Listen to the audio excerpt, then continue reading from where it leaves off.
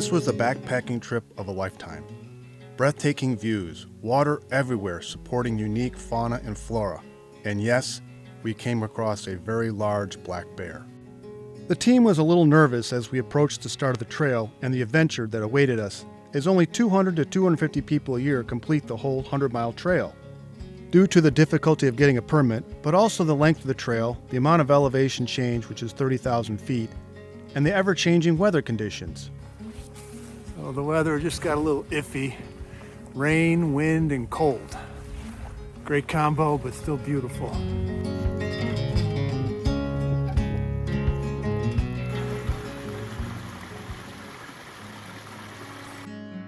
The Wonderland Trail team. We are so grateful to Keith, who did all the planning and was the leader of this adventure. Caroline is one of Keith's daughters and traveled a great distance to be a part of this adventure. And what a gift to me to have Michael, one of my sons, be able to take enough time away from work to join us.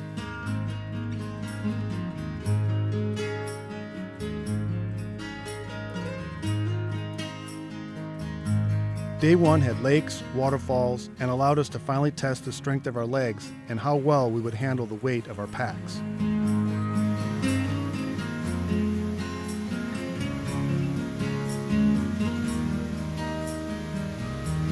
Michael brought some leftover pizza as a snack, which he enjoyed as we viewed the first of many waterfalls we would see. The trails are well maintained. Some of the bridges are simple but effective, and we were thankful as it kept our feet dry. Unfortunately, we did get our feet wet a couple of times crossing smaller streams, and my shoes didn't completely dry out for days.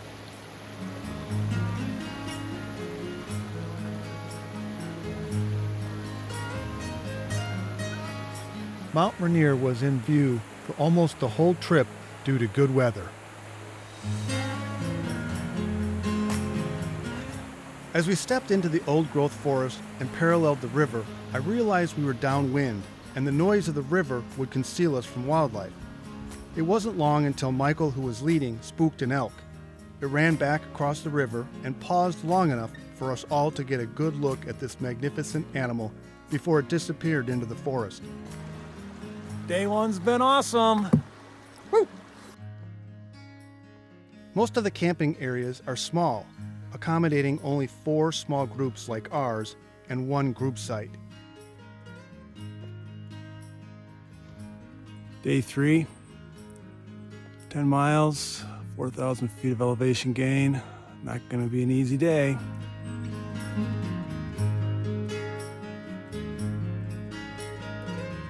Wildlife is not always easy to spot, as it doesn't want to be seen. The longer we were out on the trail, the more we noticed. Michael and I stopped to get a drink of water and eat a snack.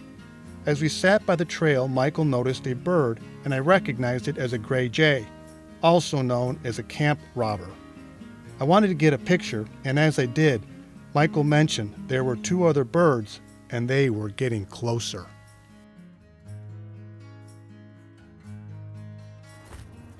Great place to be, out in the wild. Hi, bird.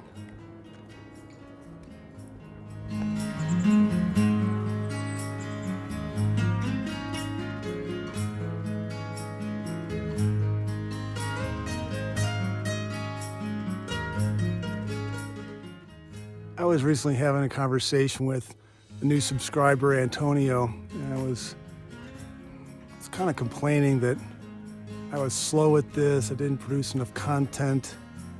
And he said something that stuck with me. He says, it's your journey. I've been very goal-oriented throughout my life, even personally.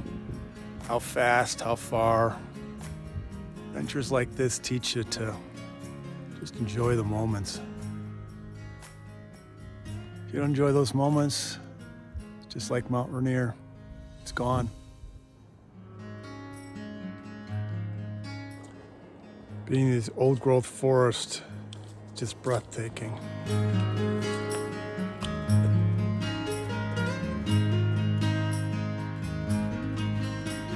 Some backpacking trips, water access is a concern. We didn't have this concern. Water was everywhere. This abundance creates unique environments of lushness we experienced in each valley of the mountain.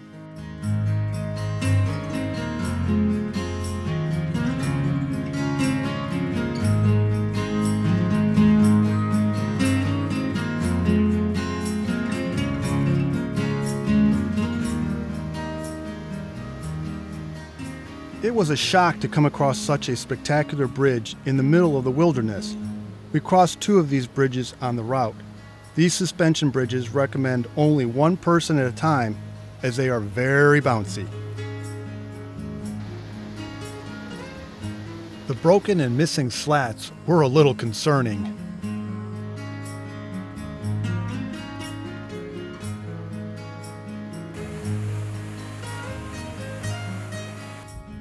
Nothing better than being in a special place with special people.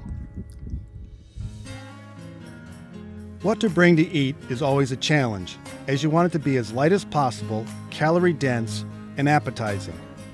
It didn't help when they compared my lunch to one of the banana slugs we had seen on the trail.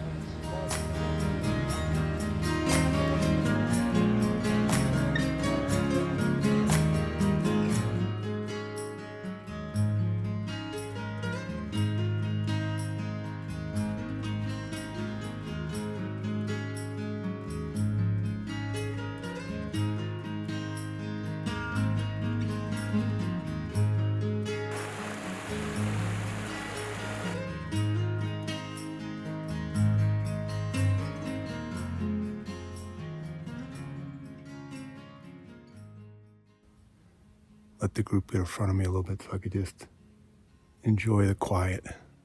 It is very difficult to capture what you see and feel while backpacking. Maybe Keith's words will help. On day 3, surrounded by huge old-growth trees, I noticed a remarkable silence. Only with the very faint sound of distant rushing water, the air held a quality of enveloping stillness, as if the trees and undergrowth had asked for a moment of silence.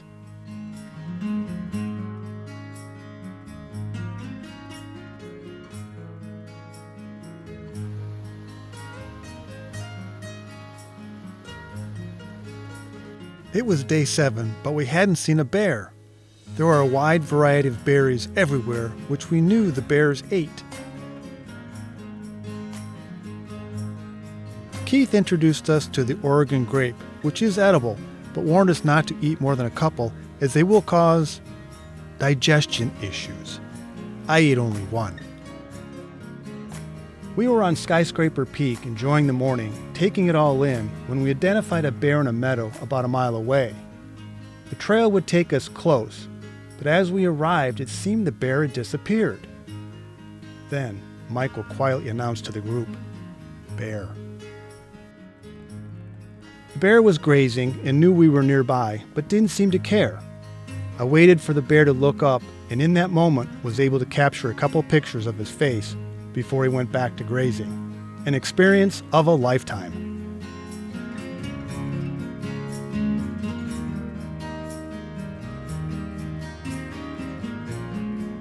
In the meadow, there was a large herd of mountain goats resting. As we retreated from seeing the bear, the mountain goats were now grazing. After a short time, the group started down the trail, but I stayed a little longer. Breathing hard, had a really hard time leaving this area. Mountain goats, bear, let the group get in front of me way too far, so trying to catch them, but just another beautiful day.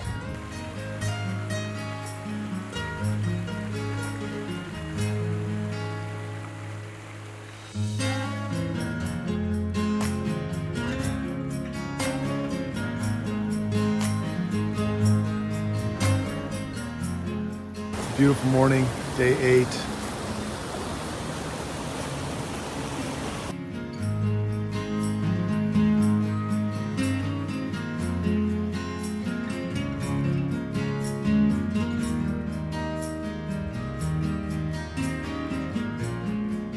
Well, we've got some fantastic dried hummus that we're whipping up here. Along the trail right there. Whenever we stopped for water or a meal, we were in awe of the variety of landscapes we got to enjoy on this trip.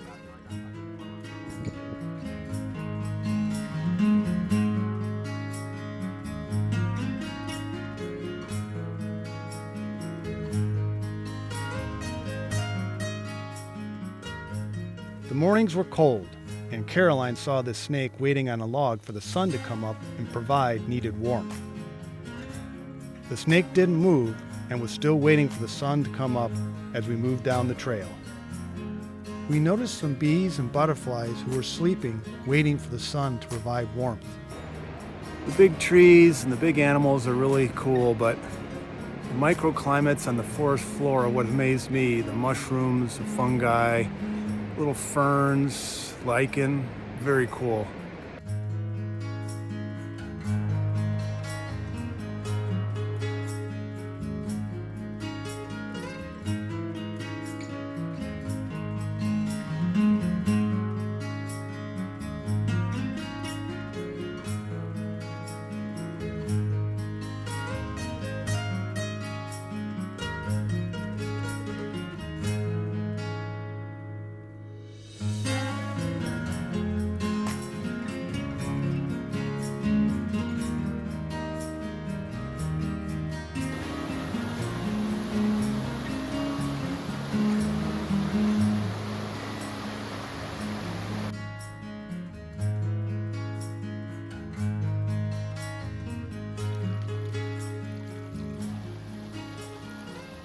Two unique attributes of the Wonderland Trail made the trip easier and more comfortable.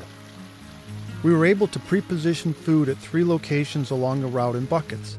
Hopefully our food is in one of these containers. Nope. This allowed us a larger variety of food to eat and reduced the amount of food we had to carry at any one point in time. It may not seem like much, but having pit toilets at each camping area was a luxury. All I can say is it's another stunning day. Just trying to take it all in. Beautiful. See the others hiking behind me. Scale is sometimes hard to comprehend.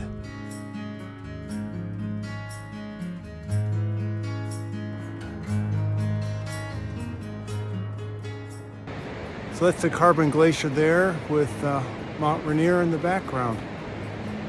It's just stunning.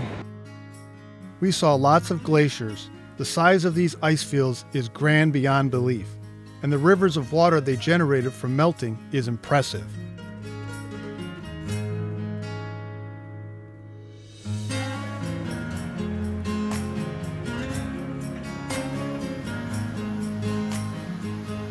We saw lots of squirrels, marmots, chipmunks, but the pikas, which are part of the hare or rabbit family, are the cutest. Anytime we came up on a hillside with small boulders, our presence was announced by one of the pikas, by a medium-high pitch of beep.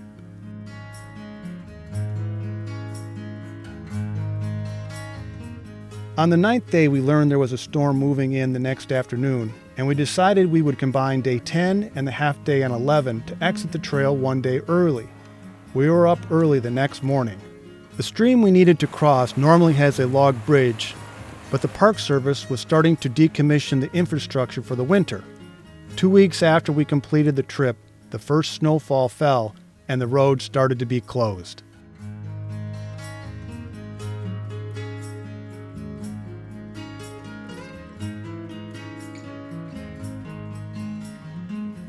It started to rain late morning and the temperature was cold, but when we arrived at Indian Bar, the sky cleared, allowing us to see one of the most beautiful places I have ever been. We ate lunch and then headed out as we had 4 more hours in the rain to arrive at the car and head home.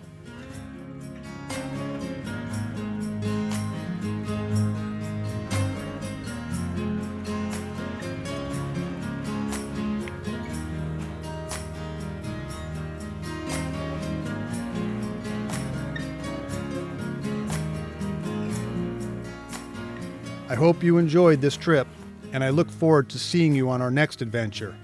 Take care.